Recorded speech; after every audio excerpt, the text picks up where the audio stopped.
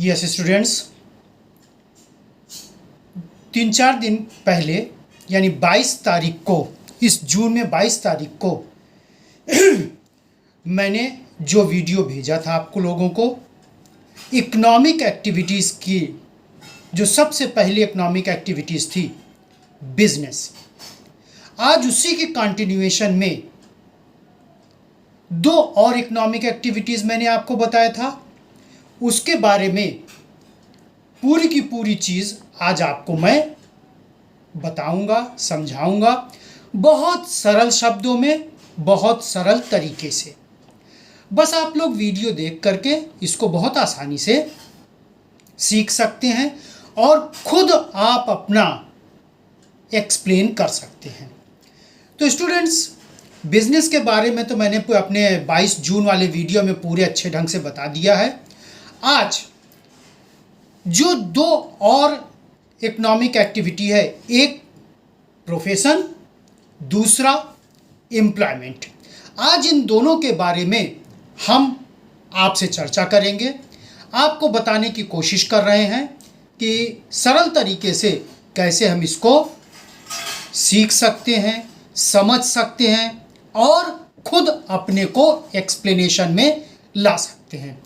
तो जैसा मैंने हर बार आपसे कहा है, हर वीडियो में मैंने आपसे कहा है स्टूडेंट, कि किसी भी टॉपिक का, कॉन्सेप्ट का डिफिनीशन यानी परिभाषा बहुत ज़रूरी है और उस परिभाषा का एक्सप्लेनेशन। ठीक उसी तरह से आज हम लोग प्रोफेशन की सबसे पहले परिभाषा हम लोग देखें। प्रोफेशन डिफाइंड एज, बहुत ध्यान से ये सुनिएगा, it includes those activities which require specialized knowledge and skill to be applied by individuals in their occupation to earn something। ये एक इसकी प्रॉपर डिफिनीशन बन रही है। डिफिनीशन तो बहुत मिलेगी आपको, कोई भी किताब आप उठा लीजिए या और भी वीडियोस हो सकता है आपको दूसरे लोग दें, उनके लोग की भी देखिए, लेकिन सबका नटशेल यही आता है। जैसा मैंने अपने पिछली डिफिनीशन में आपको बताया था कि definition, if you break into different part on systematic manner and each and every part is explained properly, confirm characteristics of the concept, characteristics of the topic automatically explained। ठीक वही चीज़ स्टूडेंट्स आज यहाँ पर आपको करना है। एक बार फिर से धीरे धीरे, इट इंक्लूड्स दोज एक्टिविटीज। सबसे पहला तो ये, which type of activity, which required specialised knowledge, general knowledge नहीं जैसे आम लोगों को होता है। प्रोफेशनल के लिए स्पेशलाइज्ड नॉलेज कंपलसरी है। जैसे मैंने आपको शायद बताया था, सपोज करिए कि अगर हम मेडिकल प्रोफेशन में जाना चाहते हैं, कॉमर्स वाला मेडिकल प्रोफेशन में नहीं जाएगा क्योंकि उसके पास वो वो एजुकेशनल क्वालिफिकेशन नहीं है। उसके लिए हमको अपना ट्रैक क्लास 10th के बाद ही चेंज करना पड़ेगा। हमको अपने सब्जेक्ट में साइंस विद बायो पढ़ना पड़ेगा। ठीक इसी तरह से अगर हमको इंजीनियरिंग में जाना है तो हमको साइंस विद मैथमेटिक्स पढ़ना पड़ेगा। ये कहिए कि कॉमर्स वाले इंजीनियर बन जाए, कॉमर्स स्टूडेंट डॉक्टर बन जाए, नहीं बन सकता। इसीलिए यहां पर कहा गया स्पेशलाइज्ड नॉलेज।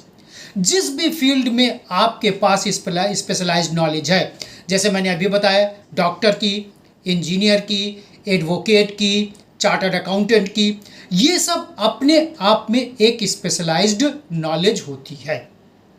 और इन सब की पढ़ाई के लिए अलग अलग प्रोफेशनल इंस्टीट्यूशंस हैं। जैसे डॉक्टर की पढ़ाई के लिए मेडिकल कॉलेज, इंजीनियर की पढ़ाई के लिए इंजीनियरिंग कॉलेज, एडवोकेट यानी LLB की पढ़ाई के लिए अब तो 2 तरह का LLB चलने लगा, एक 3 ईयर डिग्री कोर्स, एक 5 ईयर डिग्री कोर्स। इसके साथ ही एक और चीज़ चला है जो इस समय का LLB का बेस्ट माना जाता है, वो है CLAT क्लैट। उसमें आपको एडमिशन लेना पड़ेगा। हाँ, चार्टर्ड अकाउंटेंट के लिए कोई आपको क्लास नहीं है। इसके लिए आपको अपने को किसी के अंडर में रजिस्ट्रेशन कराना पड़ेगा, उसी के गाइडलाइंस में, जिसको एक आम भाषा में कह सकते हैं प्रोफेशनलाइज्ड सीनियर, उसी के अंडर में हमको पूरी अपनी गाइडलाइंस लेकर के अपनी चार्टर्ड अकाउंटेंट की पढ़ाई कंप्लीट करनी है। लेकिन कुल मिलाकर के स्पेशलाइज्ड नॉलेज आपके पास होना चाहिए। तो ये तो हो गया इसका। एंड स्किल, जब आपके पास स्पेशलाइज्ड नॉलेज होगी तो स्किल थोड़ा बहुत पक्का आपके अंदर डेवलप होगी। और उस स्किल को किस तरीके से हम अपने को डेवलप कर सकते हैं, ये कोई डेवलप करने के लिए आपको नहीं बताएगा, ये खुद अब आपको अपनी स्किल को डेवलप करना पड़ेगा। और स्किल को डेवलप करने के लिए स्टूडेंट आपको अपने तरीके से काम करना पड़ेगा। जो भी आपने स्पेशलाइज्ड नॉलेज में नॉलेज गेन किया है, जैसे जैसे आपकी प्रैक्टिस बढ़ती चली जाएगी, स्किलनेस अपने आप आता चला जाएगा, ऑब्जर्वेशन अपने आप आता चला जाएगा, एनालिटिकल स्टडी अपने आप आती चली जाएगी। तो स्किल अपने आप डेवलपमेंट होता चला जाएगा। तो स्पेशलाइज्ड नॉलेज हो गया, स्किल हो गया। जैसे फिर आगे कहा गया to be applied by individuals, अपने स्किल को, अपने नॉलेज को आपको खुद अप्लाई करना पड़ेगा।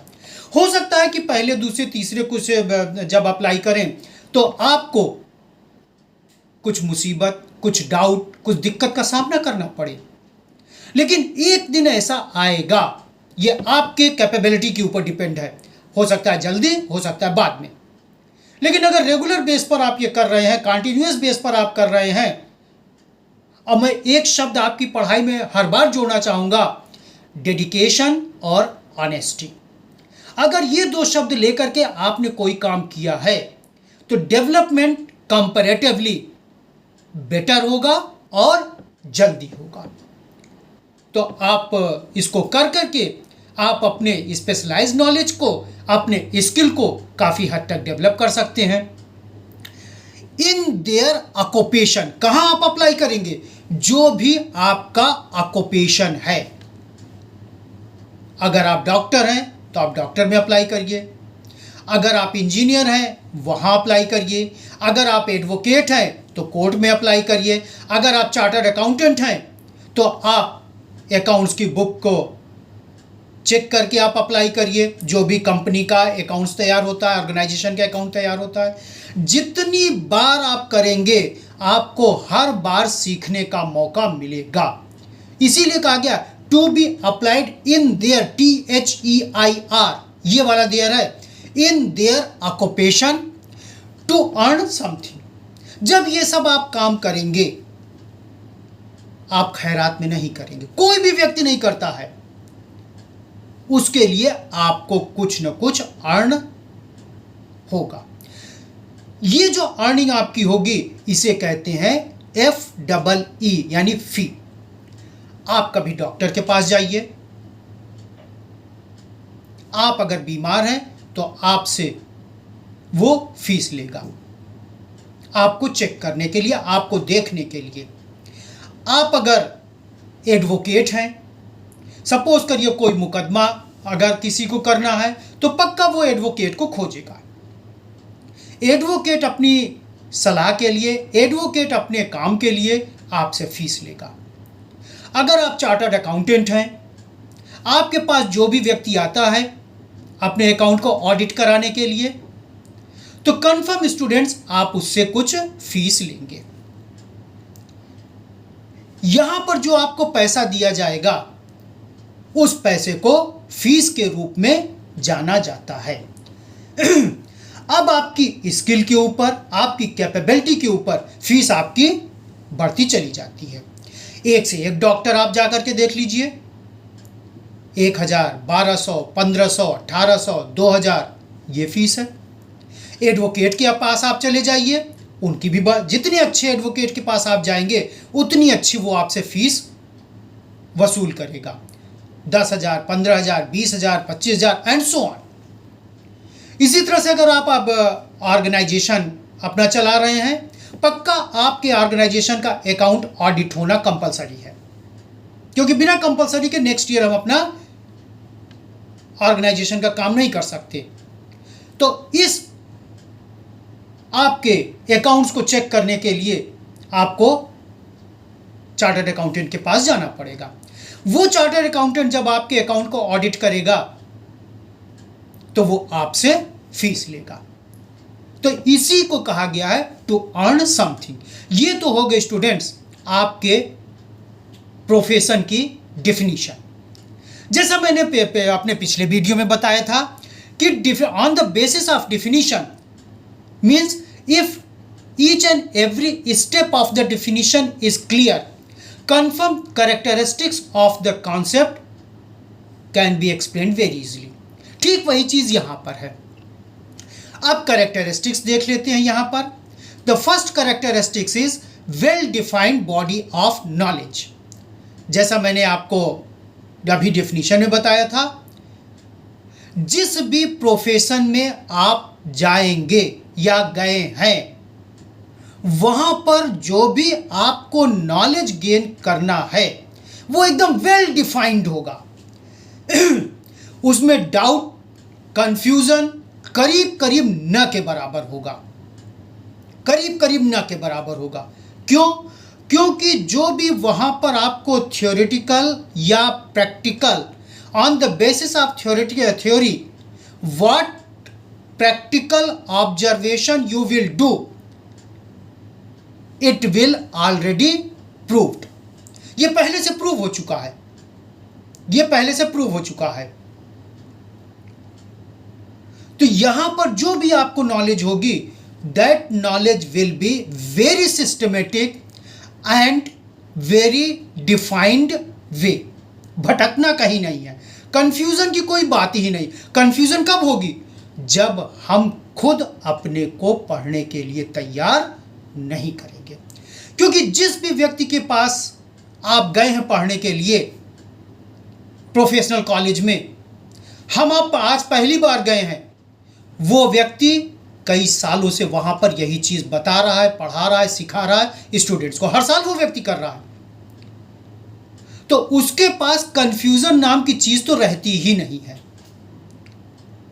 हां, कंफ्यूजन हमको कब होगा? जब हम प्रोफेशनल कॉन्सेप्ट में बैठे हैं, शरीर तो मेरा बैठा है लेकिन मन मेरा कहीं दूसरी जगह है। तो कन्फर्म वो जो इंटेलिजेंट पर्सन हमको बता रहे हैं, एक्सपीरियंस्ड पर्सन जो हमको बता रहे हैं, हो सकता है मेरे कान में आवाज तो जा रही है लेकिन दिमाग में वो आवाज नहीं जाएगी। कान से सुनना ही पर्याप्त नहीं होता स्टूडेंट्स, उस चीज को अपने दिमाग में ऑब्जर्वेशन के लिए आपको रखना पड़ता है। इसीलिए यहां कहा गया है it is well defined knowledge. दूसरा, रिस्ट्रिक्टिव एंट्री। जैसा मैंने अभी बताया, कोई भी व्यक्ति हर प्रोफेशन में नहीं जा सकता है। जैसे मैंने तुरंत अभी बताया, 1 मिनट पहले अभी बताया था, कॉमर्स का स्टूडेंट डॉक्टर इंजीनियर नहीं बन सकता है, बायोलॉजी लेने वाला इंजीनियर नहीं बन सकता है, साइंस विद मैथमेटिक्स पढ़ने वाला डॉक्टर नहीं बन सकता है। तो जिस भी प्रोफेशन में हमको जाना है उसके लिए एंट्री एकदम रिस्ट्रिक्टिव है। हमको पहले वो चीज अपने पास लाना पड़ेगा। अगर मुझको नीट का एग्जाम देना है, नीट के पहले जब हम लोग स्टूडेंट थे तो सीपीएमटी होता था, अब तो नीट हो गया है। अगर हमको नीट का एग्जाम देना है तो मुझको साइंस विद बायो मेरे पास क्लास 12th में होना कंपलसरी है। अगर मुझको आईआईटी का एग्जाम देना है या इंजीनियरिंग का एग्जाम देना है तो मुझको क्लास 12th में साइंस विद मैथमेटिक्स होना कंपलसरी है। इसी तरह से लॉ का है, इसी तरह से चार्टर्ड अकाउंटेंट का, सीए का है, आईसीडब्ल्यू का है। हाँ, ये ज़रूर मैं कहना चाहता हूँ कि स्टूडेंट CA, ICWA, MBA ये कोई भी स्टूडेंट कर सकता है। कोई कंपलसरी नहीं कि हम कॉमर्स वाले ही कर सकते हैं। अगर आपके पास साइंस बैकग्राउंड है आप MBA कर सकते हो। हाँ, आपको कैपेबिलिटी डेवलप करना पड़ेगा, आप MBA कर लो। सैकड़ों स्टूडेंट आपको मिलेंगे अभी फ्यूचर में, हो सकता है आपके घर में भी हो, जो इंजीनियरिंग भी किए हैं और MBA भी किए हैं। तो एंट्री यहां पर रिस्ट्रिक्टिव होगी। फिर इसके बाद आता है प्रोफेशनल एसोसिएशन। ये जो आपका प्रोफेशन है इसमें एसोसिएशन होता है। एसोसिएशन मतलब नेतागिरी नहीं, इसको दिमाग से आप निकाल दीजिएगा कि वहां पर भी जिंदाबाद मुर्दाबाद होगा, ऐसा नहीं है। एसोसिएशन का मतलब होता है आपस में, चूंकि एक इसके पॉइंट आ गया उसको मैं कंबाइन करके इन दोनों को बता रहा हूं। आपस में सभी उस नेचर के लोग बैठ करके, जैसे एक एग्जाम्पल से बताने की कोशिश कर रहे हैं। सपोज करिए डॉक्टर आप हैं, तो जितने भी जिले के डॉक्टर्स हैं, हर जिले में, भारत के हर जिले में है, जितने भी उस जिले में डॉक्टर हैं उनका एसोसिएशन का नाम है इंडियन मेडिकल एसोसिएशन, IMA। अगर आपके घर में कोई डॉक्टर हो तो आप पूछ लीजिएगा। तो यहां पर सभी डॉक्टर्स मिल करके इकट्ठा होते हैं और अपना एसोसिएशन बनाते हैं। उस एसोसिएशन में उन्हीं में से कुछ लोग इलेक्ट कर लिए जाते हैं, उनको एक डिजिग्नेशन दे दिया जाता है। कोई प्रेसिडेंट बन जाता है, कोई वाइस प्रेसिडेंट बन जाता है, कोई जनरल सेक्रेटरी बन जाता है, कोई publishing secretary and so on. ये इसलिए किया जाता है क्योंकि इनको कहा जाता है representatives of the doctors. Representative means वो नहीं जो मेडिकल रिप्रेजेंटेटिव आते हैं, वो नहीं। ये इसलिए किया जाता है कि कहीं पर भी कोई कंफ्यूजन हो, कहीं पर भी कोई नई चीज आनी हो, कहीं पर भी कोई डाउट हो, या गैदरिंग करके किसी भी कॉन्सेप्ट का हल निकालना हो, तो बहुत ही सिस्टमेटिक तरीके से यह काम कर लिया जाता है। कभी कभी स्टूडेंट तो ऐसा होता है मेडिकल प्रोफेशन में कोई क्रिटिकल कॉन्सेप्ट आ गया, आता ही रहता है, तो वहां पर जितने डॉक्टर्स हैं सब मिल बैठ करके, चूंकि सब इंटेलिजेंट होते हैं क्योंकि सबके पास प्रोफेशनल डिग्री है। हाँ, किसी के पास प्रैक्टिस की नॉलेज कम होगी, किसी के पास ज़्यादा होगी, ये डिपेंड करता है उनके प्रैक्टिस के ऊपर। लेकिन ये कहो कि कोई प्रोफेशनल नहीं होगा, कोई स्किलफुल नहीं होगा, कोई नॉलेजेबल नहीं होगा, ऐसा इम्पॉसिबल है। तो ये सब लोग मिल करके उस क्रिटिकल कंडीशन को सॉल्व कर लेते हैं और साल में 1-2 बार मीटिंग करते हैं जिसमें जितने भी डॉक्टर्स होते हैं सब मिल जाते हैं। ठीक इसी तरह से हर प्रोफेशन का अपना एक एसोसिएशन होता है। उस एसोसिएशन में पूरा एक रूल्स रेगुलेशन तैयार किया जाता है, उसे कहा जाता है, जो नेक्स्ट हेडिंग आपकी है, कोड ऑफ कॉन्डक्ट। इस कोड ऑफ कॉन्डक्ट में सभी को बताया जाता है कि कैसे वो अपनी ड्यूटी रिस्पॉन्सिबिलिटी एक अच्छे तरीके से कंप्लीट करेंगे। स्टूडेंट, डॉक्टर्स ओथ में ये चीज सिखाई जाती है। सपोज करिए कोई वो सर्जन है, सर्जरी के बेड पर कोई ऐसा पेशेंट उसके सामने आ गया है जो उसका दुश्मन है, डॉक्टर पहचान जाएगा। लेकिन डॉक्टर का पहला फर्ज होता है और अंतिम फर्ज होता है अपनी पूरी कैपेबिलिटी से बेड पर लेटे हुए पेशेंट को अच्छे ढंग से ठीक करना। वो ऑपरेशन करेगा और बहुत ही अच्छे ढंग से ऑपरेशन करेगा और उसकी ज़िंदगी को बचाने की पूरी कोशिश करेगा, पूरी कोशिश करेगा। हो सकता है कि ज़िंदगी बच जाए। हजारों लाखों की संख्या में ऑपरेशन होते हैं, ज़िंदगी बच जाती है। तो ये स्टूडेंट पूरा का पूरा कोड ऑफ कंडक्ट बनाया जाता है, और ये जो कोड ऑफ कंडक्ट होता है स्टूडेंट, ये मेडिकल गाइडलाइंस के, मेडिकल रूल्स एंड रेगुलेशन के अंडर में बनाई जाती है, और इसको फॉलो सबको करना पड़ेगा। तो ये तो हो गया स्टूडेंट कोड ऑफ कंडक्ट। फिर उसके बाद आता है सर्विस मोटिव। जो भी प्रोफेशन में हम हैं, नो डाउट ये इकोनॉमिक एक्टिविटी है, क्योंकि इसमें जैसा डिफिनीशन में मैंने आपको बताया, last sentence, to earn something bracket में फी, जिसमें पैसा ही आपको मिलेगा, ये तो कंफर्म है, इकोनॉमिक एक्टिविटी है। लेकिन इकोनॉमिक एक्टिविटी होने के साथ ही साथ इस प्रोफेशन का मेन एम होता है to provide welfare and satisfaction to their client. जो भी आपके पास आया है, डॉक्टर के पास मरीज के रूप में,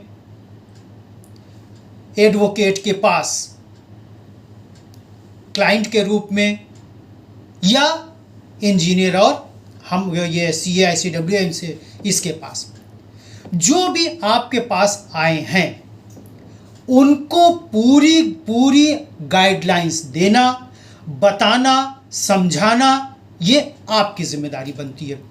क्योंकि हो सकता है आपको वो ना मालूम हो। क्या आपको मालूम है कि हर मरीज की कौन सी मेडिसिन होती है, मर्ज की कौन सी मेडिसिन होती है? क्या आपको मालूम है कि किसके लिए कौन सी धारा लगेगी? क्या आपको मालूम है, अगर आप इंजीनियर हैं, कि कैसे ये काम होगा? क्या आपको मालूम है कि कंपनी का, ऑर्गेनाइजेशन का अकाउंट ऑडिट कैसे होगा? नहीं मालूम होता है। हो सकता है मालूम हो, थोड़ा बहुत मालूम हो, थोड़ा बहुत। चूंकि ये लोग प्रोफेशनल होते हैं, इनको उस चीज़ की डीप नॉलेज होती है, स्किलफुल होते हैं, ये उसी चीज़ को बार बार करते हैं। वो सच बताएं स्टूडेंट, यहाँ तक होता है उनकी निगाह वहीं पहुँच जाती है जहाँ पर गलती होती है। मैं अपना खुद बताऊँ स्टूडेंट, बीइंग अ टीचर, जब मैं बोर्ड की कॉपी चेक करता था या होम एग्जाम की कॉपी चेक करता था, ये सब टीचर की कैपेबिलिटी हो जाती है, कोई मेरी ही नहीं, जितने भी टीचर होते हैं सबकी कैपेबिलिटी डेवलप हो जाती है।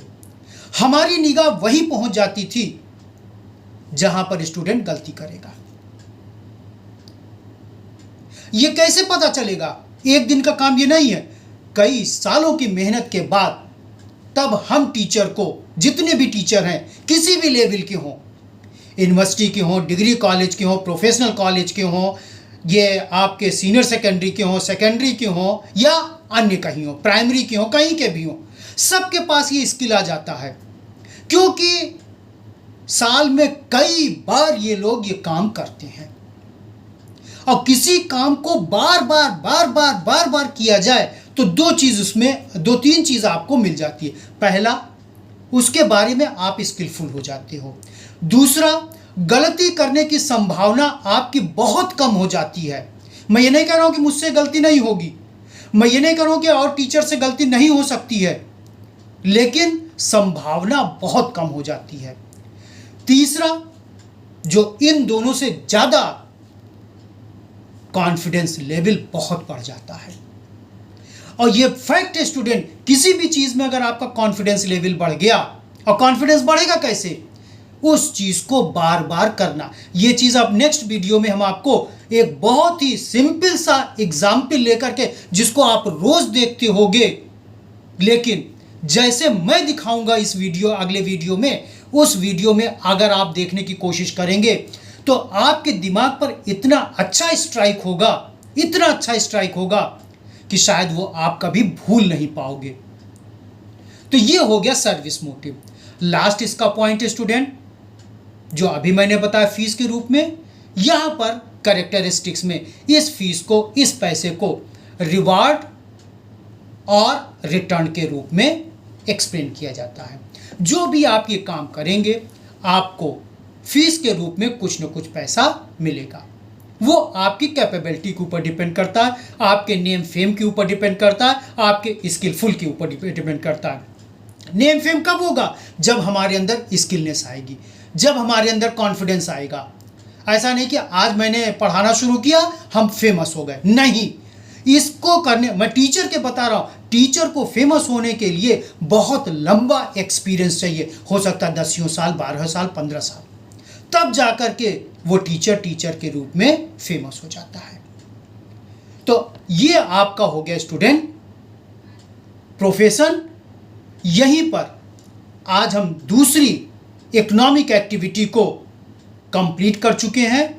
इस वीडियो को आप लोग ध्यान से देखिएगा, कहीं मैं तो नहीं कह रहा हूं, लेकिन नोट्स बना लीजिएगा। लेकिन मेरा ये है चैलेंज कि अगर कायदे से आप अगर इसको देख लेंगे, सुन लेंगे, समझ लेंगे, तो आपको नोट्स बनाने की भी ज़रूरत नहीं पड़ेगी, आपके दिमाग में फीड हो जाएगा और जब भी आप चाहेंगे तो आपके पास ये आ जाएगा। तो यहाँ पर ये वीडियो हम कंप्लीट करते हैं स्टूडेंट।